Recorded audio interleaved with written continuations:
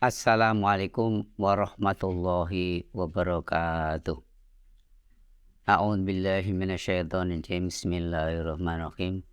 Alhamdulillahirabbil alamin. Wassalatu wassalamu ala asrofil anbiya'i wal mursalin sayyidina wa maulana Muhammadin wa ala alihi wa sahbihi ajmain, amma ba'du. Saudara-saudara kaum muslimin muslimat, utamanya dari saudara-saudara warga Hasanuddin Pare, marilah pertama kita panjatkan puji syukur kehadirat Allah SWT dengan bacaan tahmid bersama-sama. Alhamdulillahirrahmanirrahim. Alhamdulillahirrahmanirrahim. Alhamdulillahirrahmanirrahim. Kedua kalinya sholawat dan salam semoga tetap kepada junjungan kita Nabi besar Muhammad SAW yang telah memberikan bimbingan kepada kita bersama, yakni agama Islam. Ketiga kalinya semoga saudara-saudara semuanya selalu mendapat perlindungan dari Allah SWT, utamanya kita menghadapi bulan Ramadan ini masih diberi umur oleh Allah SWT, nanti bisa masuk pada bulan Ramadan, bisa melaksanakan kegiatan puasa, kemudian menghatamkan Al-Quran dan lain-lain yang bisa meningkatkan ketakwaan kita kepada Allah SWT.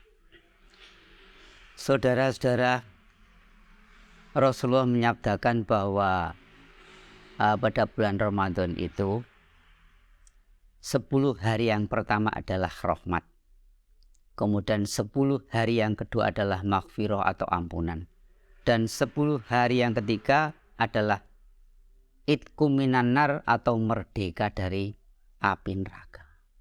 Bagaimana saudara-saudara supaya kita bisa mendapat rahmat, kasih sayang dari Allah SWT, utamanya pada bulan Ramadan nanti, atau yang mulai saat-saat sekarang ini. Mari kita teliti diri kita sendiri, bagaimana kita dalam melaksanakan sholat wajib. Apakah sholat wajib kita sudah kita laksanakan dengan sebaik-baiknya? Mungkin kalau masih ada yang kurang, tolong kita tambah dengan sholat yang sunat atau sholat rawatib. Sebab di dalam sholat rawatib itu, di kitabnya Imam Ghazali, Ihya Ulumuddin juz pertama, itu disebutkan di sana. Sholat sunat qobliyah subuh, ya, raqatal fajri khairul laka minad dunya wa ma fiha. Ini sangat penting sekali.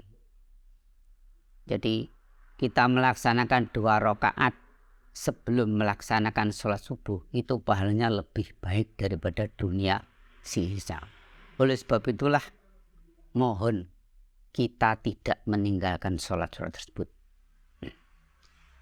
Kemudian yang kedua, 4 rakaat sebelum kita melaksanakan sholat duhur dan 4 rakaat sesudah kita melaksanakan sholat duhur, diterangkan di sana, nanti kita akan dijauhkan dari api neraka. Oleh sebab itulah, maka mari kita berusaha untuk membiasakan sholat-sholat rawatib ini, sehingga diri kita nanti betul-betul bisa dijauhkan dari api neraka oleh Allah SWT. Kemudian qobla asar disebutkan di sana rahimallah, yang artinya semoga Allah merahmati kepada orang yang mau melaksanakan 2 rakaat sebelum sholat asar. Itu Rasulullah menyabdakan begitu. Kita tahu bagaimana sabda Rasulullah. Kalau Rasulullah menyabdakan semoga Allah merahmati kepada orang yang melaksanakan sholat qobla asar 2 rakaat, ini berarti kalau kita melaksanakan, kita akan didoakan oleh Rasulullah SAW. Saya yakin doa Rasulullah pasti dijabah. Oleh sebab itulah, maka saya menyarankan atau mari kita membiasakan diri kita sendiri sebelum sholat asar kita melaksanakan 2 rakaat sebelum asar. Di samping itu toh kalau kita sholat jamaah di masjid, jangan sampai lupa kita melaksanakan sholat tahiyatul masjid 2 rakaat sebagai tata krama atau adab kita dalam kita masuk ke dalam masjid. Demikian juga qabla maghrib, di sana cuma disebutkan liman sa'a, artinya bagi orang yang mampu atau bagi orang yang waktunya ada. Demikian sesudah sholat maghrib 2 rakaat itu juga termasuk sunat yang dimuakatkan. Demikian ba'da isya, qabla isya 2 rakaat itu baik sekali. Oleh sebab itulah maka saya dorong kepada saudara-saudara semuanya untuk melaksanakan sholat sunat inat sebagai penutup atau sebagai, kalau kita melaksanakan sholat wajib itu ada yang kurang sempurna, maka nanti akan disempurnakan oleh sholat sunat ini. Demikian juga nanti sholat tahajud, sholat hajat, sholat mutlak kita, atau kita memiliki keinginan apa, ya, keinginan apa kepada Allah SWT, kita mohon kepada Allah dengan perantara sholat. Kita tahu, ya, wasta'inu bis-sabri wassalah.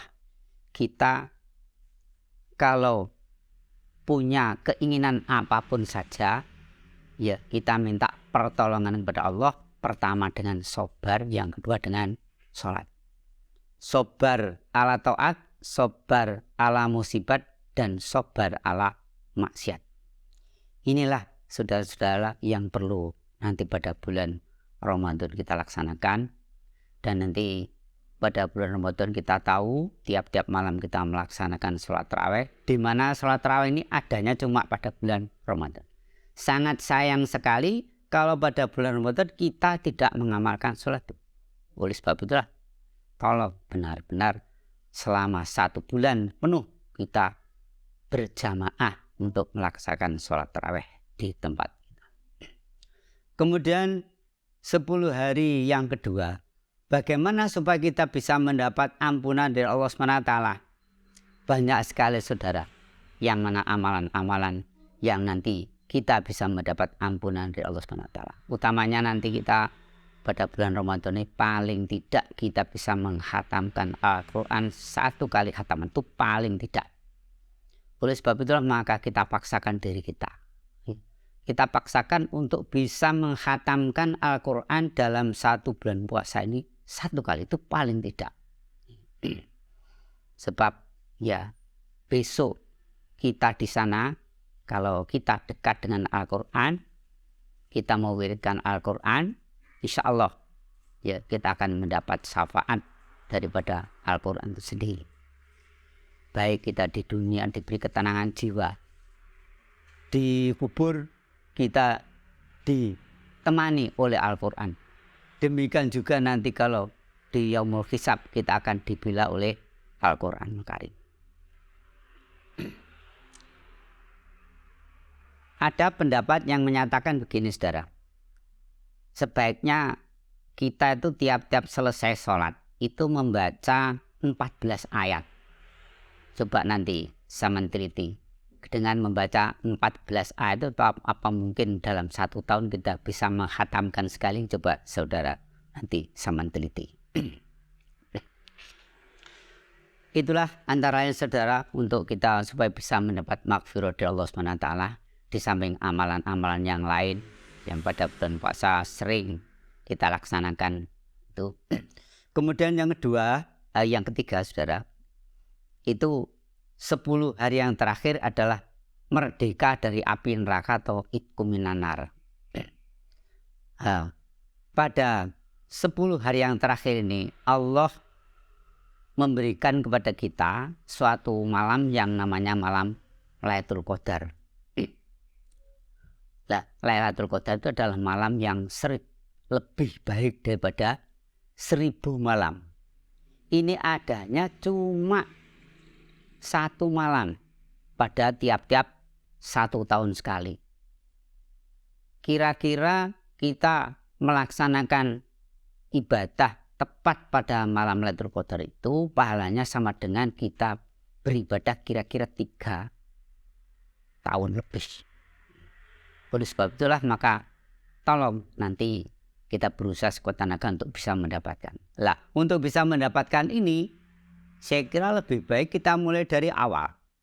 Dari mulai tanggal 1 Syawal Itu saya ulangi, kita mulai dari tanggal 1 Ramadan kita sudah berusaha minta kepada Allah SWT untuk bisa mendapatkan Lailatul Qadar dengan amalan-amalan apapun ya, yang diridhoi oleh Allah SWT. Oleh sebab itulah maka kita berusaha sekuat tenaga bagaimana supaya kita bisa mendapat Lailatul Qadar ini yang pahalanya sangat tinggi sekali. Saudara, dalam bulan puasa saya harapkan mari kita berusaha sebenarnya sedekah. Kita juga memperbanyak yang namanya sedekah. Kita tahu as-sadaqatu litaf'il bala. Sedekah itu bisa menolak bala. As-sadaqatu tajribu rizqa. Sedekah bisa menarik daripada rezeki dari Allah SWT.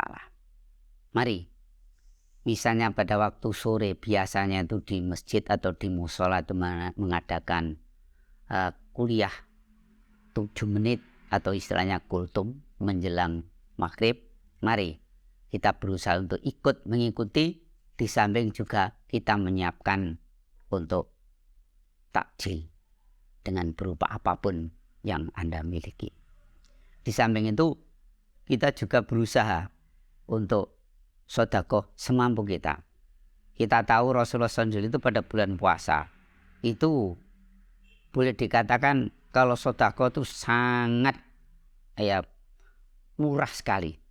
Jadi sedekahnya Rasulullah seperti angin yang dilepas, itu begitu. Oleh sebab itu mari kita berusaha untuk mengikuti petunjuk dari Rasulullah SAW ini, sehingga apa yang kita laksanakan nanti mendapat ridho dari Allah SWT, dan nanti kita bisa mendapat syafaat daripada Rasulullah SAW. Saudara-saudara, nanti pada akhir bulan Ramadan, di samping kita melaksanakan berusaha untuk mencari Lailatul Qadar, mari kita persiapkan juga ya. Nanti kita persiapkan berapakah zakat yang harus kita keluarkan. Ya. Harta benda kita nanti kita hitung. Adakah sudah 1 nisab?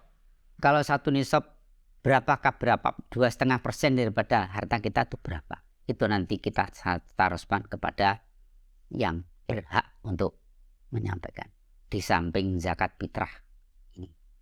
Kadang-kadang teman-teman melupakan daripada zakat mal ini. Oleh sebab itu saya sarankan saudara-saudara untuk betul-betul menghitung berapakah harta benda saudara yang wajib dizakati. Sehingga kita nanti akan menjelang ke habis bulan Ramadan betul-betul seperti yang disabdakan Rasulullah, merdeka dari api neraka. Bisa merdeka dari api neraka itu karena kita tidak punya dosa. Lah untuk itulah maka kita berusaha dengan sekuat tenaga untuk memohon kepada Allah supaya dosa kita diampuni. Demikianlah yang bisa kita sampaikan. Semoga sedikit yang kita sampaikan ini benar-benar bisa menjadi bekal kita dalam menghadapi bulan puasa dan mengamalkan amalan-amalan yang kita laksanakan pada bulan puasa nanti. Sekian, kurang maaf atas kekurangannya. Assalamualaikum warahmatullahi wabarakatuh.